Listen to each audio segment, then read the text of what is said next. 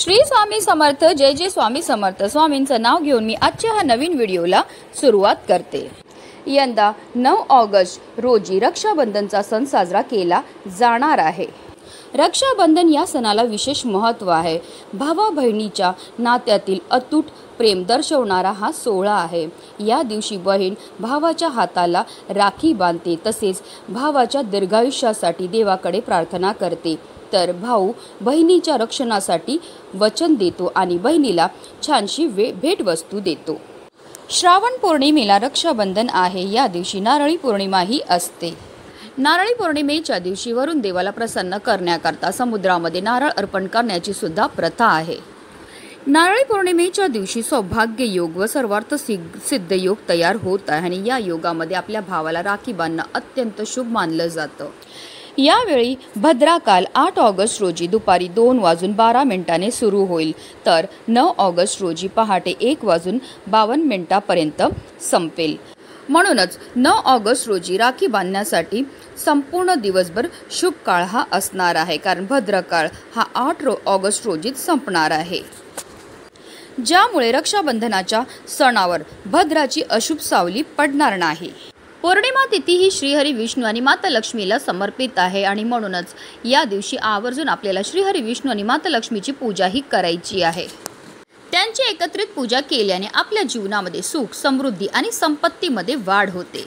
आपल्या हिंदू धर्मामध्ये श्रावण पौर्णिमेला अनन्यसाधारण असं महत्त्व आहे। श्रीहरी विष्णूंचे अवतार असलेले सत्यनारायण भगवानाला हा दिवस समर्पित आहे, म्हणून या दिवशी घरोघरी सत्यनारायण पूजा ही केली जाते। यावेळी रक्षाबंधन शनिवारी आहे। या दिवशी श्रावण नक्षत्र देखील आहे। भगवान विष्णू हे श्रावण नक्षत्राचे स्वामी आहेत आणि भगवान शनिदेव हे शनिवारचे स्वामी आहेत, म्हणून रक्षाबंधनच्या दिवशी भगवान शिव, भगवान विष्णू तसेच भगवान शनिदेव यांची पूजा करण्याचा शुभ योग आहे। पौर्णिमेला महादेवांना अभिषेक करावा, तसेच भगवान विष्णू आणि माता लक्ष्मीला केशत मिश्रित दुधाने अभिषेक करावा, तसेच शनिदेवाला पौर्णिमेच्या दिवशी तेलाने अभिषेक करावा।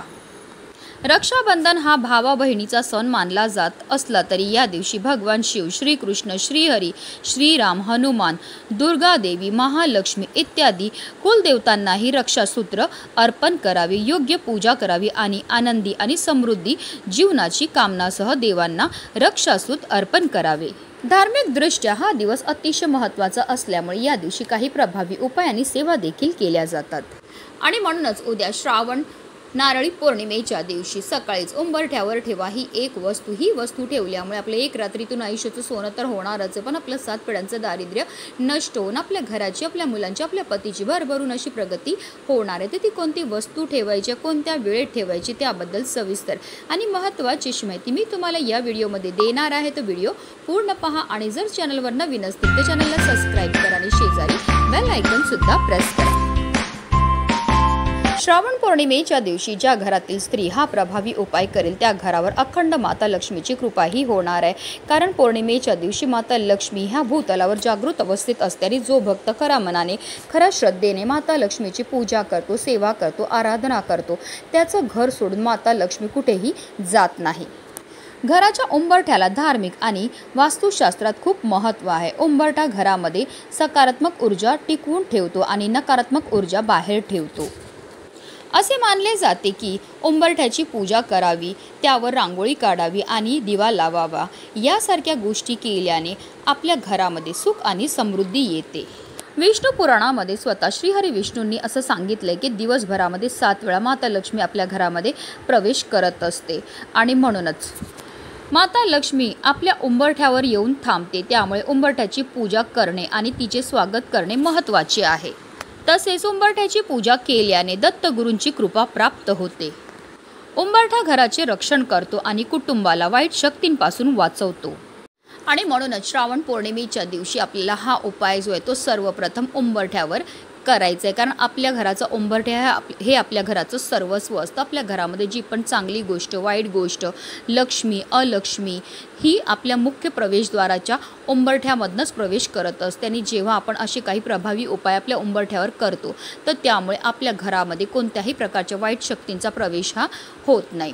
तर हा उपाय करण्याकरता आपल्याला रक्षाबंधनच्या दिवशी ब्रह्ममुहूर्तावर उठायचे. अंथरुणामध्येच आपल्याला श्रीहरी विष्णू, माता लक्ष्मी, महादेव, माता पार्वती तसेच आपल्या कुलदेवांचं स्मरण हे करायचं आणि दिवसाला सुरुवात करायची. स्वच्छ स्नान करायची आहे आणि त्यानंतर आपल्याला सर्वप्रथम देवघरामध्ये दिवा हा प्रज्वलित करून घ्यायचा आहे. कारण कोणतीही सेवा किंवा कोणताही उपाय जर आपण अग्नीच्या साक्षीने केला तर त्यामध्ये आपल्याला निश्चित सफलताही प्राप्त होत असते. त्यानंतर आपल्याला सूर्यदेवांना जल हे अर्पण करून घ्यायचे. आपलं घर स्वच्छ झाडून घ्यायचं आहे, पुसून घ्यायचं आहे.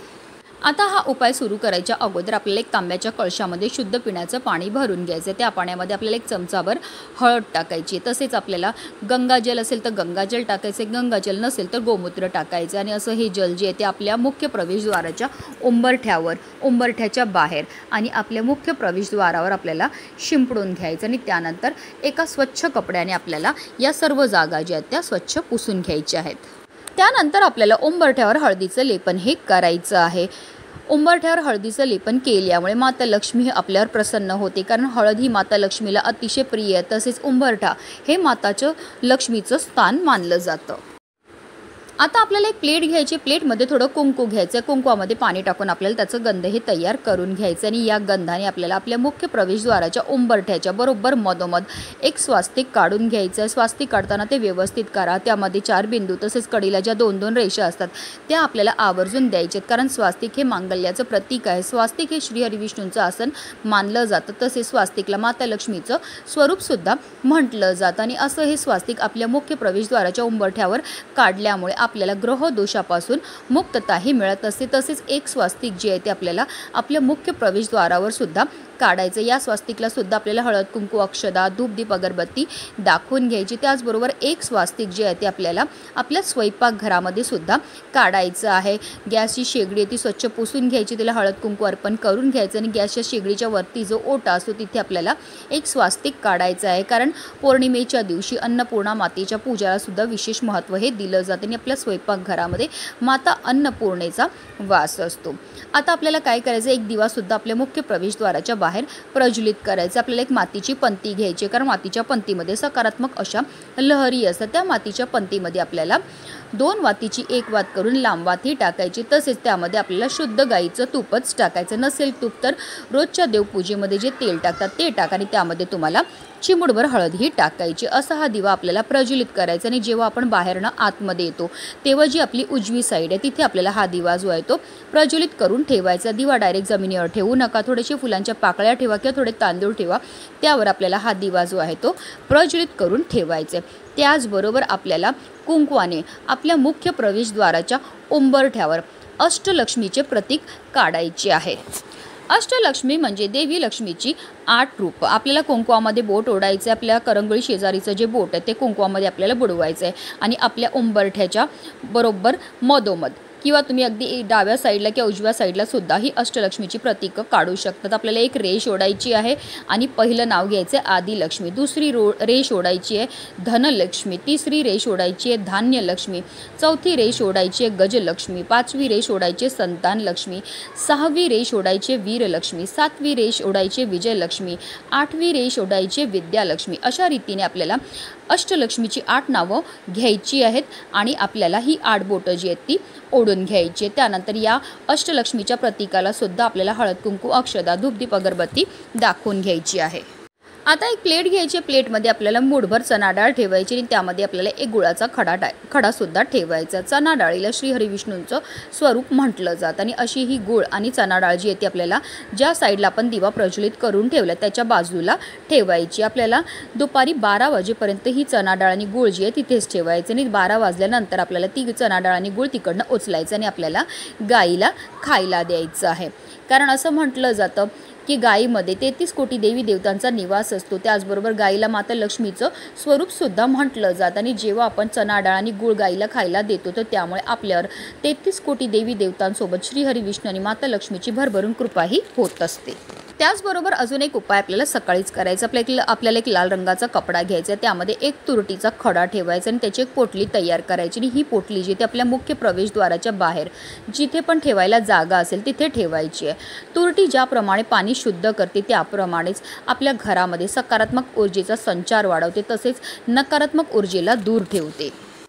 त्याचबरोबर आपल्याला एक स्वस्तिक जे आहे ते आपल्या तुळशी मातेजवळ सुद्धा काढायचं आहे। तुम्ही तुळशी वृंदावनवर एक स्वस्तिक काढा, त्यावर आपल्याला हळद कुंकू अक्षत अर्पण करून घ्यायचे। तुळशी मातेच्या इथे सुद्धा आपल्याला एक दिवा हा प्रज्वलित करून घ्यायचा। त्याचबरोबर आपलं जे देवघर असतं त्याच्या पाठची जी भिंत असते तिथे सुद्धा आपल्याला एक स्वस्तिक हे काढून घ्यायचं आहे। अशा रीतीने आपल्याला हे सर्व उपाय जे आहेत ते उद्या सकाळी करायचे। अतिशय प्रभावी असे हे उपाय केल्यामुळे आपल्या एक रात्रीतून आयुष्याचं सोनं तर होणारच आहे, पण आपल्या 7 पिढ्यांचं दारिद्र्य नष्ट होऊन आपल्या घराची, आपल्या मुलांची, आपल्या पतीची भरभरून अशी प्रगती होणार आहे। म्हणूनच व्हिडिओ जास्तीत जास्त लोकांपर्यंत शेअर करा। श्री स्वामी समर्थ। जय जय स्वामी समर्थ।